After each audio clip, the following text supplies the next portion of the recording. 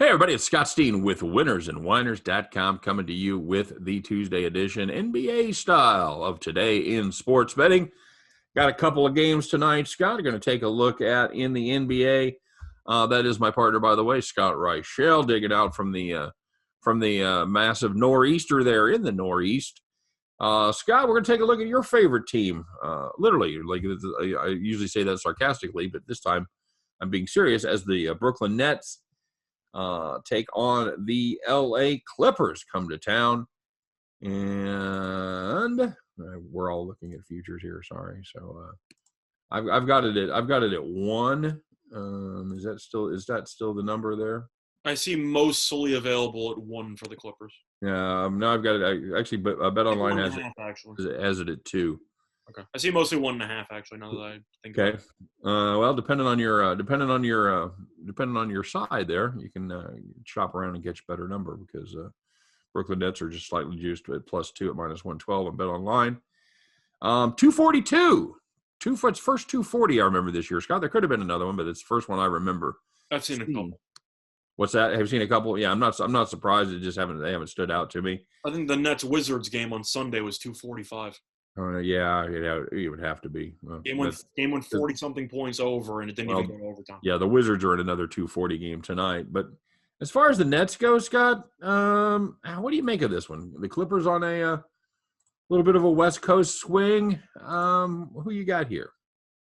Truth is, I, of course, am a Nets fan. That Wizards game was beyond painful, especially the turnover on the inbound from Harris, and that whole thing was just ridiculous. But looking at this matchup here, I'd lean Clippers, if I'm being completely honest here. I think the Nets are good.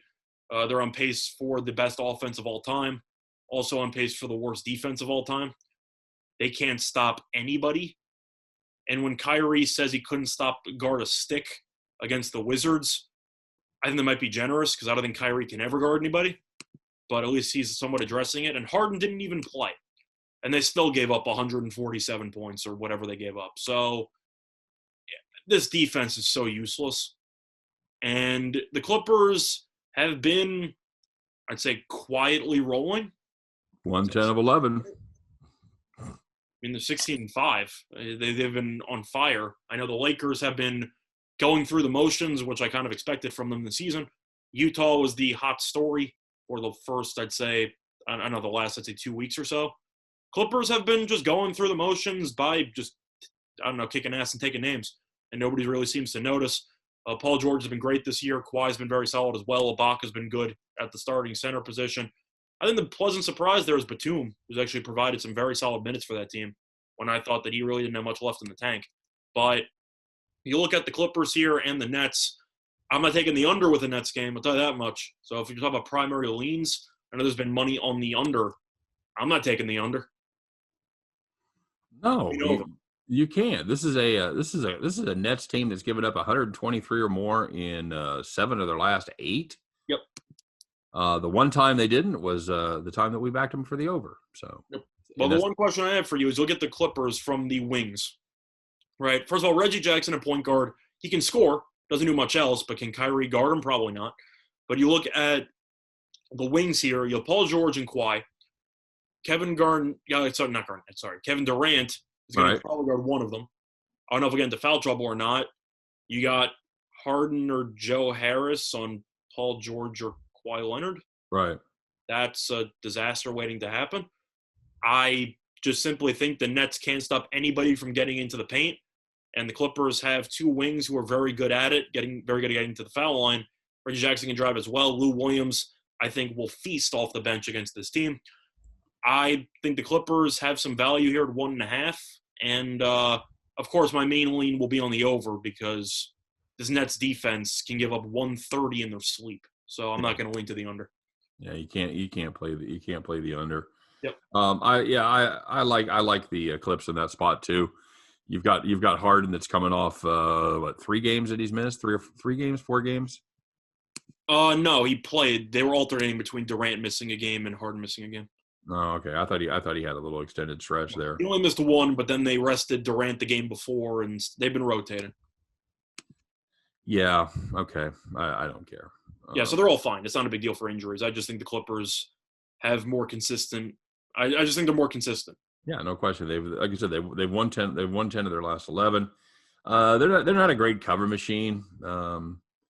They've failed to cover the number a few times, but it's mainly against bad teams where they. And the Nets have been disastrous as cover teams. Yeah. The Nets are not good. Even generally, even when they win, they don't do a great job of covering. So no. I'll play the Clips there and lean over too. I hate to start throwing numbers in the 240s, but it's hard to see where any defense at all from this Nets team come from. It's hard to picture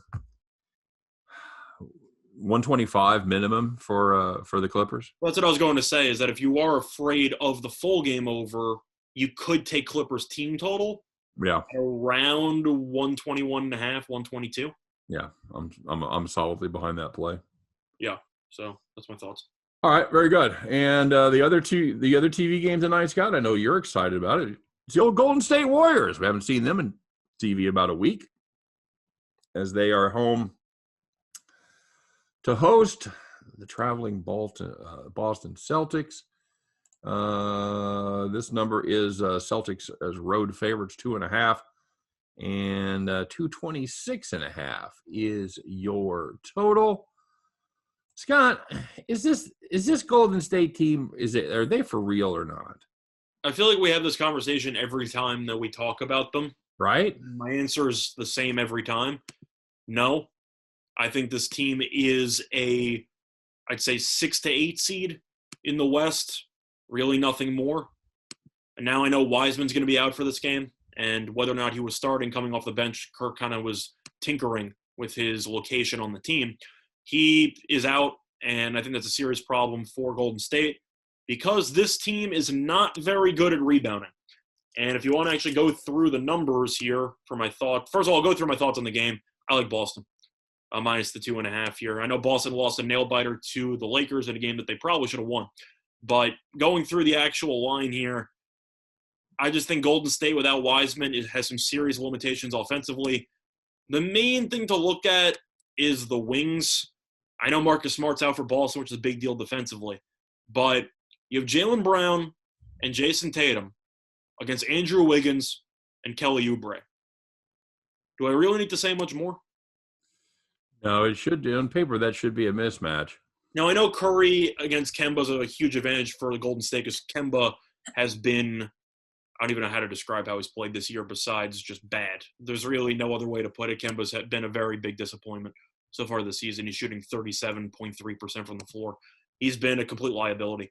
But even the main thing that I was going to talk about with Boston is the fact that rebounding, this team has a huge advantage because Boston is 9th in rebounding rate.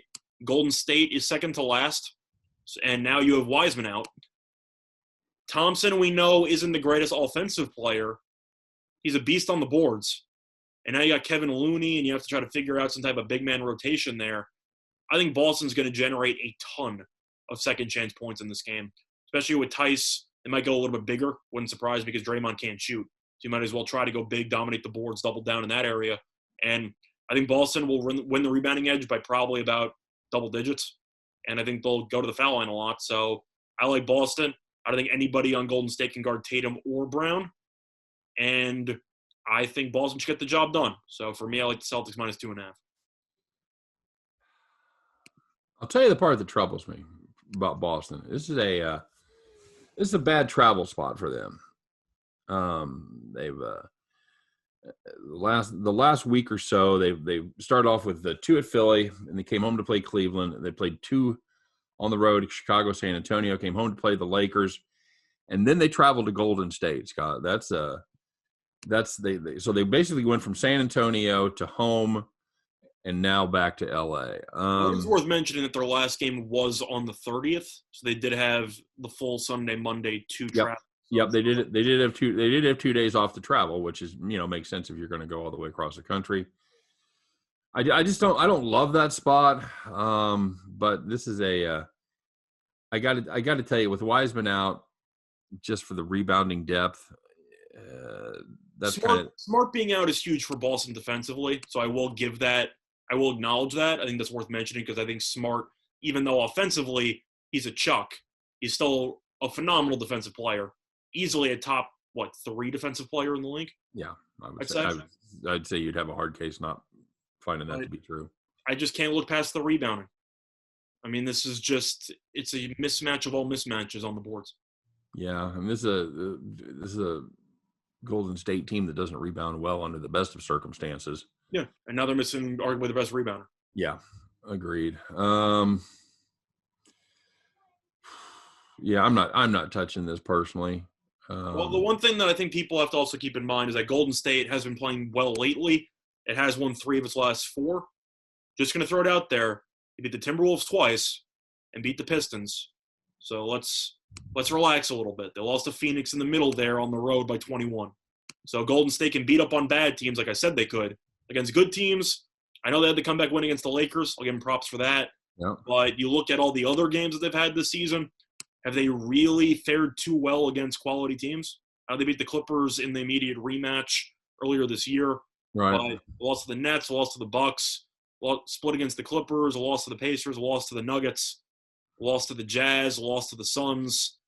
Really have not fared too well against playoff teams, and I think that'll continue. So I like Boston here. All right. You know what? I'll just to generate a little friction here. I'll fade you. Okay. Just due to the travel spot and the fact that Boston hasn't been playing well. They have lost 5 of their last 7. So I just think Boston's numbers are 10-8. I think the numbers are a little misleading because Tatum missed about a week and a half.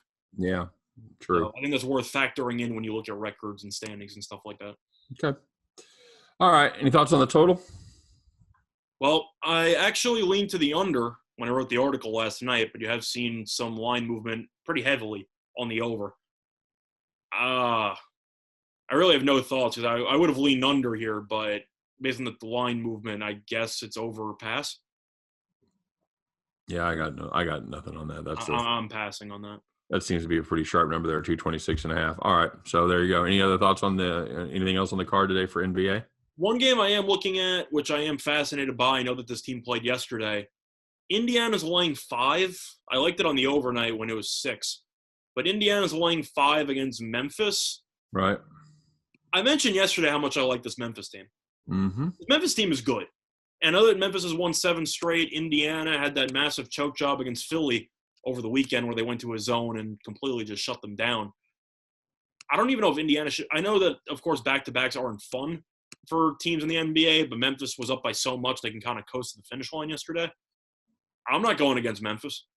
No, I think that's a good spot for Memphis. In fact, in Bet Online, that number's down to 4.5, so there's been some pretty significant line movement there towards Memphis. Like you said, Scott, this is a good Memphis team that's won 7 straight, covered 6 of those and pushed the other one. So I don't know how you don't play that Grizzlies team in this spot, catching points against. I think they might win the game. Yeah, I think you're absolutely right. It could be a good money line play there at plus 170. Yeah, I don't hate that. Yeah, not bad. All right, very good. And as always, ladies and gentlemen, if you're looking for more information on these games or any other games today, there is just one spot for you, and that is winnersandwhiners.com. Always there, always dependable that that if they're being played in North America, they're going to have an article about it over there by some of the best handicappers around in the business. So make sure you stop by and check out winnersandwhiners.com. Deep dives every game, every day, always free. And, of course, we appreciate you guys watching today. Drop us a note in the comment section. Let us know what you think of our picks. What are you on for the NBA? And, of course, we wish you nothing but the best. Hope every one of those tickets in your pocket turns into cash money back at the window. You guys have a great day. Appreciate you stopping by. And we'll be looking for you tomorrow on Today in Sports Betting. Take care, everybody.